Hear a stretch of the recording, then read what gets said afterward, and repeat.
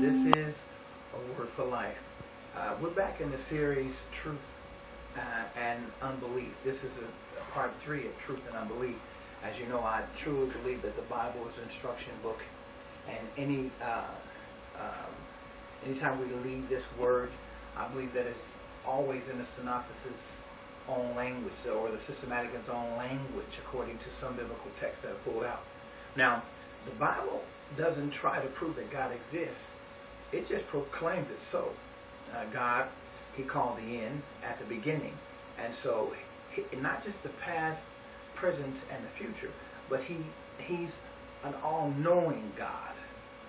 But deep inside the human consciousness is an insatiable appetite for conflict, because the enemy is ourselves. We are our own worst enemy. The enemy, I don't know if you've heard the saying, the enemy is enemy.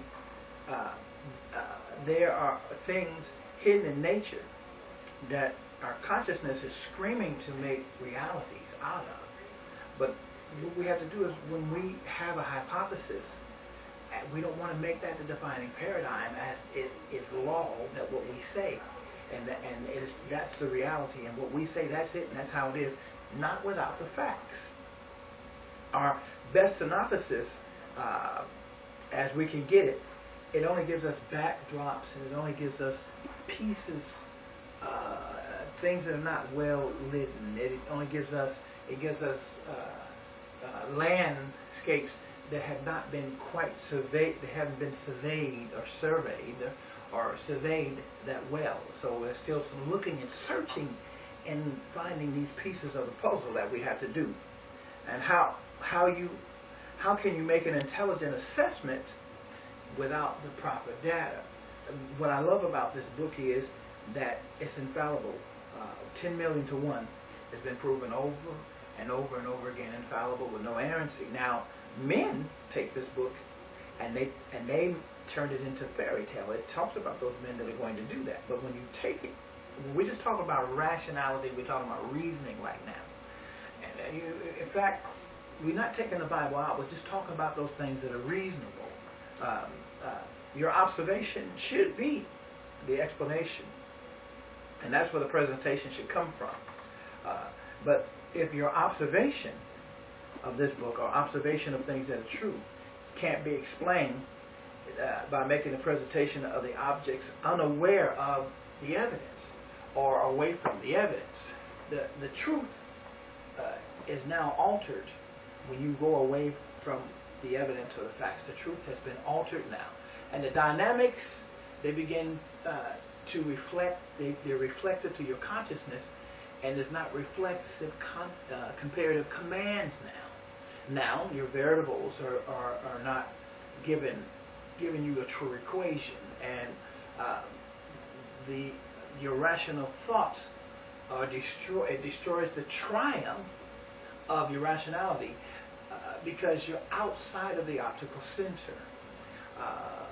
Unbelief, it can't see past its own choices, and when unbelief can't see past its own choices, is because the variables are giving you wrong equations. It tells you, it's telling that some equates what you want it to be. It's not true reality, but you base the facts on ignoring what's true. Unbelief is not exempt from its own consciousness, or the consciousness of its own circumstances, or its own character, but it is deep-seated and inescapable from its own consciousness, and the admission of unbelief is vital to its own existence. There's no rationalizing, rather, there's no logic, there's no reasoning, there's no absoluteness that the end result has determined itself by its own functions. The common denominator between the two fractions should be contrasted by the experience. And so everything that is, every idea that has been another idea from another idea.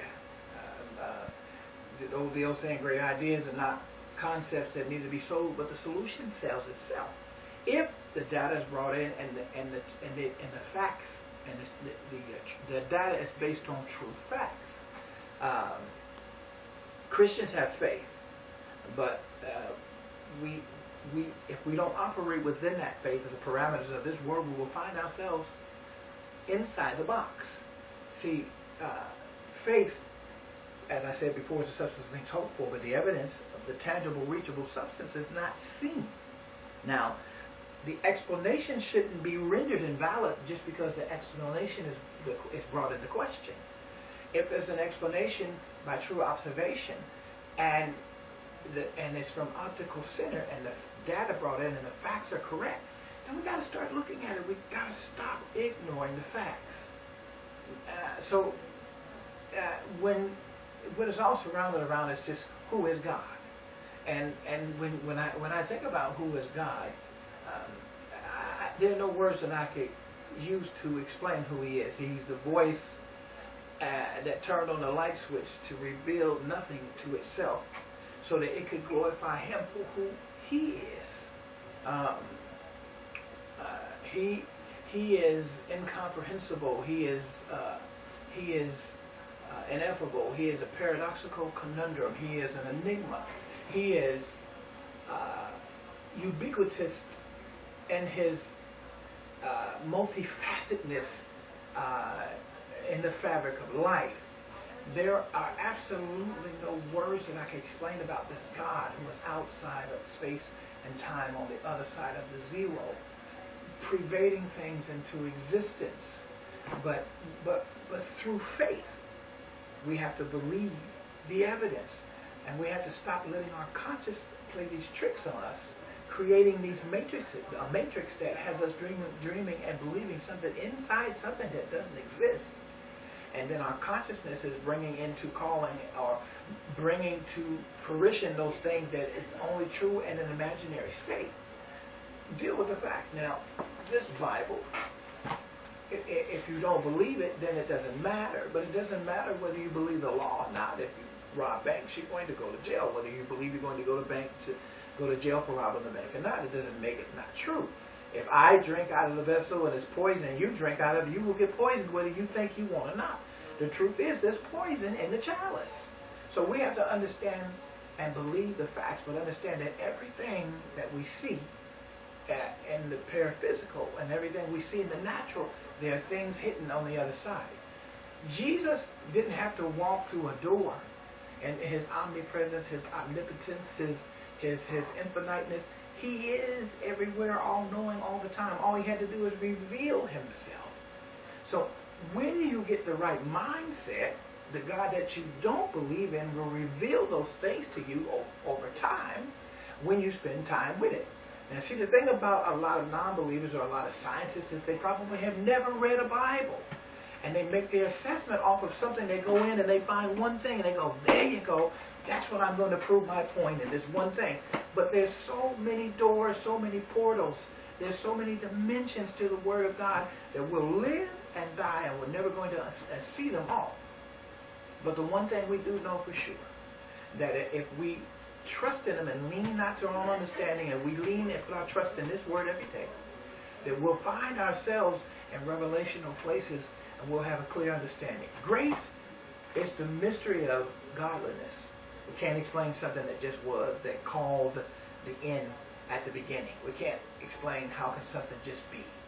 It's just there, remote in space and time, beyond the causal. We can't explain it. All we know is that we have to, if you just want to look at reasoning, you have to just wait on the facts. And this Bible tells me to lean not to my own understanding, but in all my ways acknowledge Him, and He will direct your path. This is Emmanuel Officer. This is the Word for Life. God bless.